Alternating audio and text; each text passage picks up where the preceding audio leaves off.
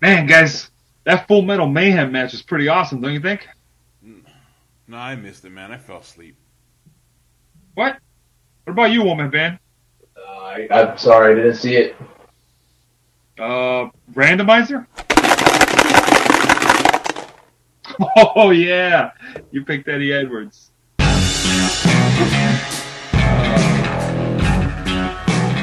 Welcome to TFS Pod on The View Show Podcast. This is 24/7 Lou, and that's Rick Hard saying another point on the board. I'm tied for second place. Woo! And that's The one-man band on the turntables. Turntables. Tables of Turn. Yep.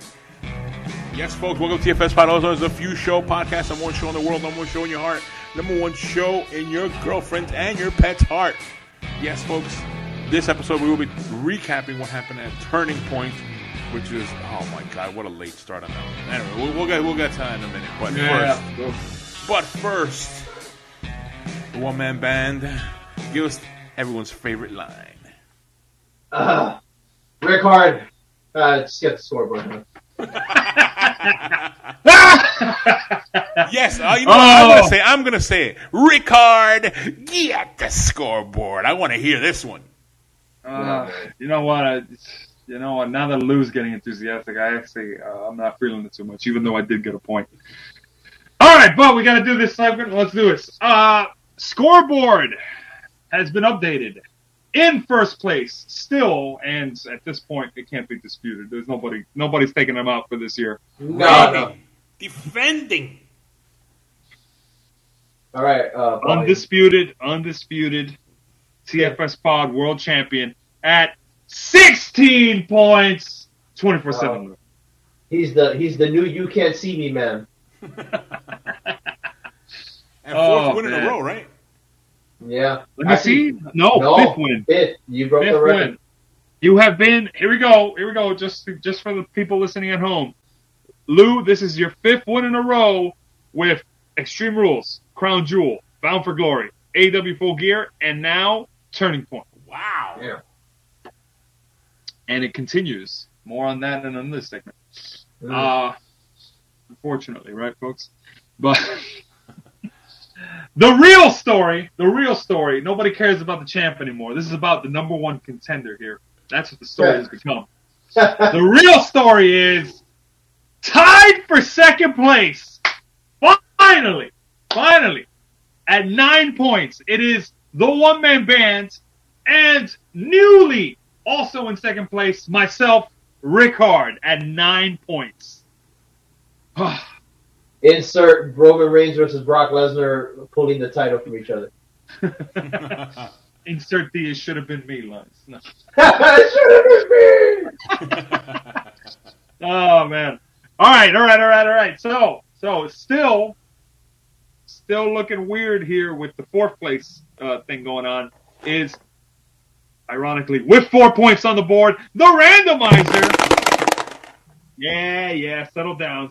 Because close behind, you've got at 3 points, J-Few. Heel. And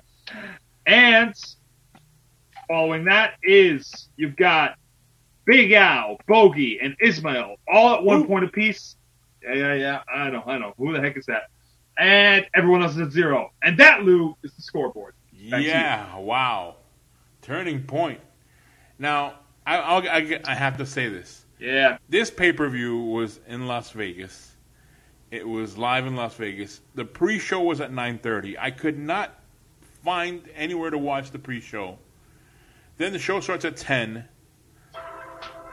I was able to try to start watching this by like 10:20 or something around there is when I started watching it, when I was able to get in to watch this stuff. But, God, I couldn't watch the whole thing, man. They had like 200 matches or something.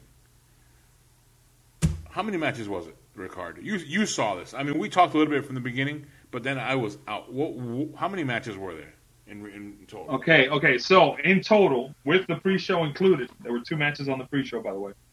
In total, it was 11 matches. Originally, it was supposed to be 13 matches. Now, here's the side note. Out of the 13 matches, 2 matches were dropped.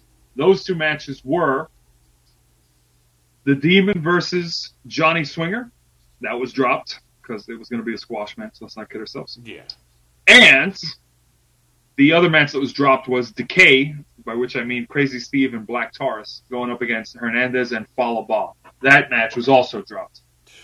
And one match was modified to the extent where we couldn't actually still have a point on the board for it. And that was the Rocky Romero versus the Raj Singh match, which was turned into, let me see if I can pull it off. Where is it? It was Finjuice versus Raj Singh and Rohit Raju. That became the pre-show match to replace it. By which I mean David Finlay and Juice Robinson went up against Raj Singh and Rohit Raju. Okay. Which was the opening match. But we couldn't really put points on the board at that point because it changed from a singles match to a tag match, and one of the original competitors was no longer in there. I couldn't justify a point being on the board for that. Not that it would have made a difference. Okay. All right. So what was the first match we had to start off? I don't know. So did we talk to pre-show? Did we talk the regular stuff? What do we? All right. So just to let the listeners at home know, we kind of had a late. Aside from it being a late start, we also struggled to really find a way to watch the pay-per-view until later on. So we missed the pre-show, but the pre-show featured again Finjuice got a win over Raj Singh and Rohit Raju. That tag match, no points were up there. And second of all, it's your girl, Lou. This is your girl, Lou. Jordan Grace, the Impact Digital Media Champion. Pin me! Speaking of pinning, defeated Chelsea Green by pinfall. So we started off the night with the randomizer behind by a point, even though we didn't know until later on in the night when we were like, wait a minute, where are all these other matches? Mm-hmm. And then I caught up the scoreboard there. But that was the pre-show. And then the main show, as you mentioned, with a late start at around 10 p.m., was started. And introductory match was Chris Sabin versus Ace Austin. Okay. And a lot of this is throwaway, unfortunately, as much as we want to not downplay the involvement of Impact Wrestling stars. Chris Sabin got a win over Ace Austin. There was a lot of T-shirt stuff going on there. That was pretty fun. Because Ace Austin had a storyline where he was like, I beat Chris Sabin. Mm-hmm. And then later on there was an interview where Chris Sabin edited the T-shirt to say, I am Chris Sabin. But yeah, we got nobody got a point on that one also because we all picked Ace Austin. So one everybody except for the randomizer was a 0. Wait. Then we got. You can skip the next match. No. I know exactly what you're doing, Lou. And this is where the randomizer got back on the board. It was Violent by Design versus Heath and Rhino, and this was the third shortest match of the night. Okay, I want to know storyline. What's going on here? Okay, so we had Rhino separated from Violent by Design. Heath comes back. Their tag Heath comes team. back. They win. He's a reluctant partner of Heath Slater, but he joins. He joins Heath at the last pay-per-view. They win, and now they're doing a rematch. And the storyline is people beating up on Heath Slater. That's easy. No. Don't worry. This is all the greats have a great start where they're doing the chase storyline. You know, he's having his middle of the road feud. You know, he's fighting a former Impact champion. Let's be clear here. Yeah. So okay. So don't downplay Heath Slater, Lou. Heath Miller, whatever. Heath. You know, he needs a last name. Heath isn't enough, but that's besides the point. Nobody got a point on that match except for the randomizer, so it was tied. So we are going to see more of this of this. Yes, it was won by shenanigans. And if I'm not mistaken, that's true. Rhino took the pinfall. So who's really being protected? Am I right? Future Impact champion, saying it now. Anyways, next match is the match that. Well, here we go, because this was what cost One Man Band his point and win tonight.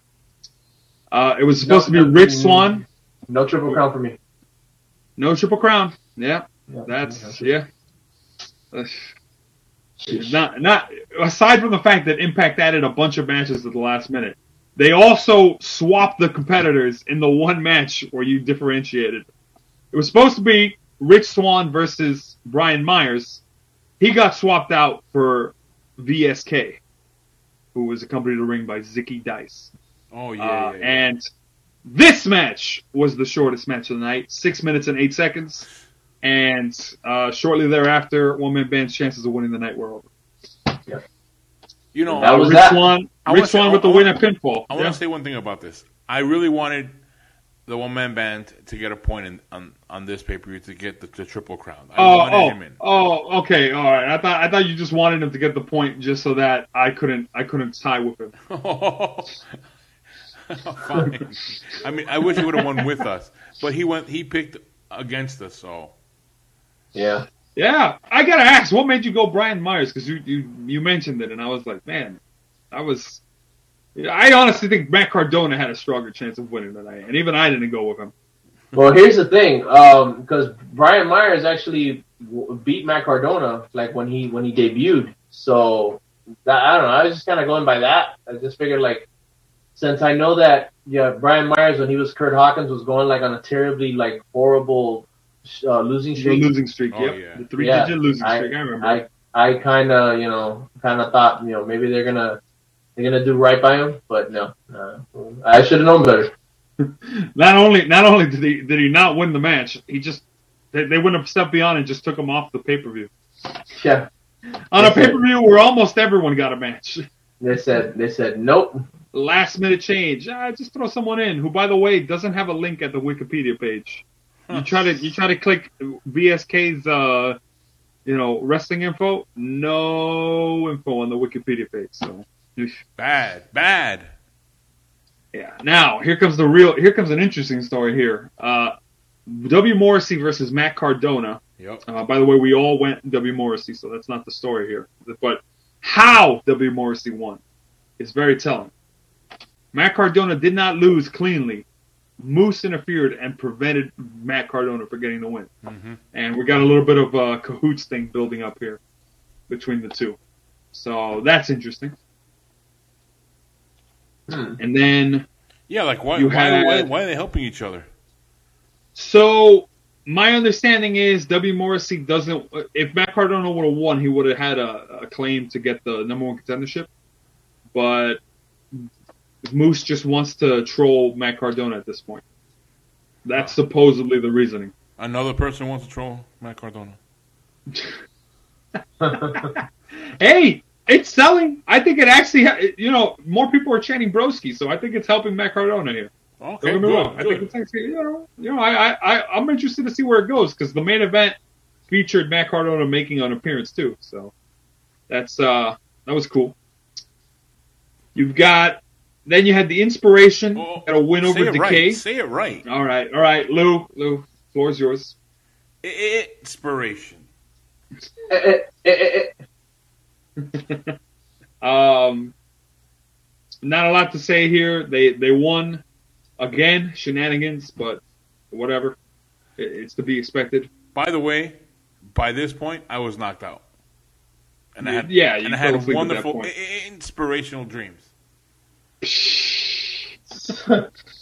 Yeah, because we know. It's all blank after this. I must have. That's how he knows. That's how he knows he stopped writing after that match. We get it. You saw a bunch of hot chicks and your stamina ran out. We get it. Lou, it happens to a bunch of guys. There's no shame. What are we doing? Promotional here? Man just roasted. Damn. Messed up. But I had a good dream. Okay. Dream. Oh man. Okay. All right. So here we go. Cause I had this in my notes here before. The triple threat for the X Division Championship. Okay. By the way, this is the second triple threat to feature Trey Miguel and Steve Macklin. Yeah. The storyline going in was Trey Miguel did not win the title off of Macklin. he hasn't gotten a pinfall over Macklin. He can't beat Macklin. That's the storyline being told here. Okay. So it was him, Laredo Kid, and Macklin going on. And I gotta say, up until the main event, this was my match of the night pick. I still kind of think it has an argument for match of the night, but Laredo Kid hit the Laredo Fly off the top rope. If you don't know, that's his move for a modified Spanish Fly. The finish, and this is going into the finish. Macklin broke the pin. Laredo Kid then went for a 450 splash on Macklin. Macklin got his knees up. He hit the Mayhem for All, which is a modified Tiger Bomb. Went for the seated pin. Trey Miguel hits the Meteor knees from the top rope. He goes to pin both of them. Macklin kicks out. Laredo Kid doesn't, which means he got a 3 count on Laredo Kid. He got the win, but he didn't get the win over Macklin. So it's kind of like, oh, you still haven't gotten a win over me. And that's how they kind of ended the match. Okay. It was one of those, it's one of those matches where the guy goes to pin both, and then instead of both guys kicking out, only one of them did. So he's still got a win, but it's not the win he wanted, supposedly. That was the storyline going into it. All right, so and it's a pretty interesting story. I haven't seen it. I don't think I can remember anything like that happening before. So that was actually cool. I like that. Okay. Yeah. Next match was, and this is getting into the final 3 matches of the night. You know, this was when the championship matches actually started happening. I was already asleep. I was sleeping. Aside from you were sleeping. I know. We'll breeze through most of this. You had former NXT alumni Mercedes Martinez challenging Mickie James for the championship, the Knockout Championship. Mickie James got the win after a match that lasted about 9.5 minutes. And the real storyline coming out of it after the match, Deonna Purrazzo made her return and beat the shit out of Mickie James. And then announced that she's going for a rematch at Hard to Kill 2022. So they're already promoting Hard to Kill 2022. But also, immediately following that, here's the real announcement. Impact is going to have a #1 contendership match for the Knockouts Championship at Hard to Kill, and it's going to be the first ever Knockouts Ultimate X match. Oh, wow. So that's going to be interesting. I think we might see a return of a certain TBA. Oh boy! Tessa Blanchard arrives, Lou. I'm telling you, she's going to come back. Wait, you can only stay away for so long. She's signed to Women of Wrestling. Yeah, but cross promotion. Well, maybe. So isn't Mickie James technically not signed to other stuff too? I thought she was signed to NWA. Yeah, that's what I'm saying. She's signed to another promotion, so she's cross promoting with Impact. All right. Speaking of former cross promotion, Good Brothers had a match. By the way, what was the score by this point? Our prediction score. Score was by this point. What was it? Here we go. So it was basically the 3 of us, you, me, and the randomizer, Lou. We were all tied at. By this point, we were all tied at 6 points, and One Man Band was at 5 points. Ooh. Okay. Yes, because it was the final score. I know what the final score is, so I'm just subtracting. I'm working in reverse here. But Good Brothers, to my understanding, let me see. I think everybody picked Good Brothers for this. Yes, we all picked Good Brothers. We were right. They retained in the second shortest match of the night, so that tells you a lot about what the new Bullet Club is up to. And then we got to the final match, which would have been the deciding point between you and me, Lou, or the randomizer getting a win. So, very interesting. Got a lot of notes here. Let me see what I could do. Okay, so which was a match of the night, you were saying, right? Yeah, no, match of the night. It went over half an hour. Oh, really? Yes, so it did go over half an hour. I wish I would have woken up by 34 seconds. Yeah, no, if you get a chance, and this goes for you, Woman Band, too, if you get a chance, even though Eddie Edwards did not have a chance of winning because of just how recent Moose won the title, very convincing storyline being told here. Okay. And for a long match, it tells a very interesting like pacing, because it starts off very like a straight up wrestling match. They do chops, then they do some power grapples, and then out of nowhere, Moose just runs at Eddie Edwards against the ropes, and he gets a back body drop straight onto a table on the outside. Damn. Like it goes from standard wrestling match to back body drop over the table to Moose, who's not a small guy, by the way. No, not at all. And then they just start grabbing weapons and hitting each other. You know, trash can lids, trash cans. Yeah, but isn't that like Eddie Edwards style? They pull up. Yeah, but he starts pulling out weapons, and then Moose hits a Death Valley drive. No, Eddie Edwards hits a Death Valley driver onto Moose on the ring apron, and then out of nowhere, Moose power bombs Edwards onto the apron on the outside. He does the spot, which, wait a minute. Again, I hate that they do this spot. Hold on, I'm sorry to interrupt, but you said on the outside? Yes, on the outside. He power bombed Edwards onto the apron on the outside. Isn't that the hardest part of the ring? Yes, they again. They both did moves onto each other on the hardest part of the ring, as announcers will always tell you. Oh, who's reminding me of that? Yes. Okay. All right. They did the spot where Moose wraps a chair around Edwards' neck, and then he throws him against the ring post. I hate that they do this spot, because that spot's reserved to when you want to sell somebody getting their larynx crushed, you know? True. The fact that they've cheapened the spot so many times with people... This happened less than halfway into the match, by the way. There's a whole half of a match still left, and they do this spot. And then Edwards just keeps fighting. And I'm like, come on, dude. You're kind of cheapening the spot. That paralyzes people. AEW does that sometimes. Yeah. I don't like that. I don't like that habit. That I'm going to say that. I don't like that. But here we go. Edwards slowly but surely starts kind of like coming back. Then he hits, at some point, there's a ladder set up. They do the ladder bridge, and then Edwards hits a sunset flip power bomb onto the ladder bridge to what's it called? To Moose. He does it to Moose, and I'm telling you, it looks sick. Like, I'm like, jeez. I was like, what the heck? And he kicks out still, which I was like, what? Then they did an interesting little spot. He put a chain around his knee. He went for a knee party. Moose reversed it. He hit the Uranagi. He went for the spear. Edwards reversed it into a front face lock. Then he did a bunch of knee strikes with the chain, and then he goes for the knee party. Again, Moose reverses that. So keep in mind, he gets hit with knees with chain, and he just reverses it. Goes for the power bomb, lands the power bomb onto Edwards onto an inclined table in the corner. Right. He goes for the spear again. Edwards counters with the knee party. He doesn't get all of it. Moose kicks out, and then he takes off the knees he takes off the chain. They both grab kendo sticks, and they take turns swinging at each other. Right. They both hit each other on the head. Both fall down. Match is nearing its close at this point. And when they're both down, Morrissey comes out, right? And then he goes to help Moose. I think he hits the boot. On Eddie Edwards.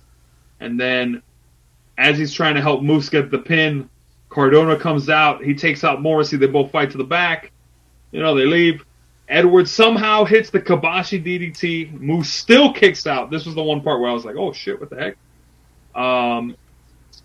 At this point, what is it? Oh, okay. So this is the ending. This is the ending spot. Eddie Edwards grabs a pair of scissors. He goes to the outside. Scissors. Listen, because this is an interesting finish. He goes to the outside and he starts cutting the ring apron, right?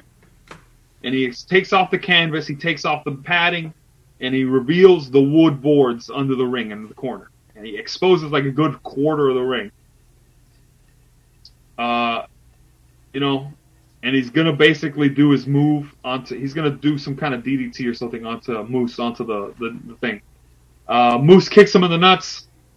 He hits a Uranagi onto the wood, and then he hits a spear. 1, 2, 3, over. Moose retains. It's a Uranagi. Uranagi, yeah. But yeah, kick to the nuts for cheap heel heat, and Moose retains. He pulled what was I going to say? Magnificent from Boondocks. Stomp him in the nuts. So in case anybody's wondering, because this kind of seems odd that this is skipped on in the storytelling. I forgot to mention this. Before this main event, in case you were wondering where Josh Alexander was, Josh Alexander came out before the main event. He got on the mic, and he said, I'm going to be at ringside to watch Moose versus Eddie Edwards in the main event. And as he's doing that, he gets interrupted and attacked by new superstar, who apparently is getting the Mark Henry 2007 treatment, Jonah. And in case you don't know who Jonah is, it's former NXT superstar / North American champion Bronson Reed. Ooh. Okay. It looks like he's playing a heel. Yeah, it looks like he's playing a heel. He hit a bunch of splashes onto Josh Alexander, and the way they sold that was Josh was bleeding from the mouth. So, internal bleeding from getting a really, really heavy guy splashed onto him. So that's why Josh Alexander wasn't involved in the main event. So I'm not sure what that's all about. I think they're just trying to separate them because they realize the real story is Matt Cardona should be the next Impact champion. Hold on. And then he loses it to Heath. Hold on. But that was the finish, Lou. You and me got the win. Final scoreboard was you and me, Lou, 8 points. One-man band and the randomizer at 7 points. Wait. Hold on. This whole thing with Josh Alexander now going in that direction. Come on. All this heavy push to get him to try to beat Christian Cage before he won and then he lost it. And now you get pushed back to the side. Come on. You know why? You want to know why? Because he's Canadian? Say it with me. No, say it with me. Matt Cardona should have won that Battle Royal. Like I predicted it, Impact. I knew who the real star was, and it was Matt Cardona. You're going to say Matt freaking Cardona? No, I'm not going to say Matt freaking Cardona. That's reserved for people who win the title. Oh, damn. You hurt your own guy more than whatever I can say. You insulted What? He cost me 2 points. I could have won that night. Oh, my gosh. All right, so yeah, okay, that was a turning point. That was turning point. Aside from having way too many matches, which more than look, let me put it to you this way: despite having 11 matches, only two matches aside from the main event went over 10 minutes. Everything else was under 10 minutes. What does this say about Impact? Yeah. You got quality over quantity. The second half of the show was significantly better than the first half. Nothing against, the performers, but the title matches matter. Yeah. All right, yeah, that's true. So I guess that pay-per-view was a turning point for you and the one-man band, right? It was yes. You stole the words from my mouth. It was the turning point in my position as third place because now we're down neck and neck. End of the year, me and the one-man band tied for second, 9 points apiece. There we go. And it's going to get settled at... Oh, damn, I can't say Survivor Series. It's going to get settled at War Games!